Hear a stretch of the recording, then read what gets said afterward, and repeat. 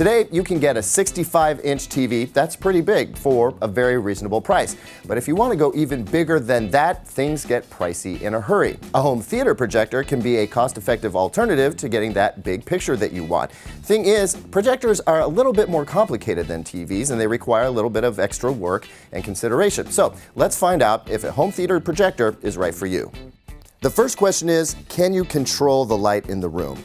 Today's projectors are brighter and less expensive than ever before, but when it comes to contrast, a projector needs a dark or at least dim room to make an image that looks bold, not washed out. This is an ideal home theater room scenario. Even though we have big south-facing windows with lots of sun pouring in, we're able to draw blackout drapes to effectively block out all of that light. If the room you want to put your projector in has a lot of windows, you'll want to be able to black out the light so your image will really pop. The next question you need to ask yourself is, how big of a screen should I get and what type of screen should I go with? In this ideal home theater space, we have a 120-inch fixed screen. It's always there, but you could go with a manual or pull-down screen, which lets the screen disappear when it's not in use. The other option is to go with a bare wall painted with a specific kind of paint made for projectors. No matter what you do, make sure that you have enough space for the speakers and furniture that's going to go around the screen. To figure out the ideal screen size, there are a number of online calculators that'll figure out the height and width dimensions of any 16:9 screen. The next question is, do you have enough distance from the screen to the projector? Most projectors will need to be mounted 8 to 10 feet away from the screen to achieve a 100-inch diagonal or larger image. There are several online calculators available that will tell you the ideal projection distance for any given projector. Some will even tell you which projectors will fit your space if you have certain restrictions.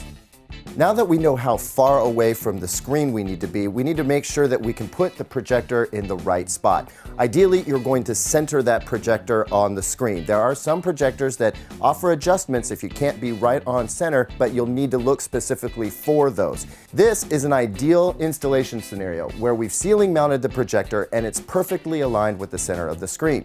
No matter whether you ceiling mount, put it on a rack, or maybe even on a table between chairs, make sure that you're able to run power and HDMI cable to the projector. If you are going to ceiling mount, make sure you go with a high quality projector ceiling mount with lots of different adjustments so that you can get your picture dialed in just right. And if this sounds a little bit too complicated for you, definitely call an installer. Most retailers offer installation services.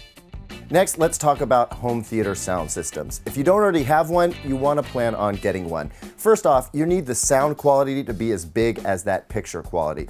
But more importantly, the AV receivers that anchor these home theater systems act as video switchers. So if you have lots of different components, it switches among them for you and provides a deep surround sound experience.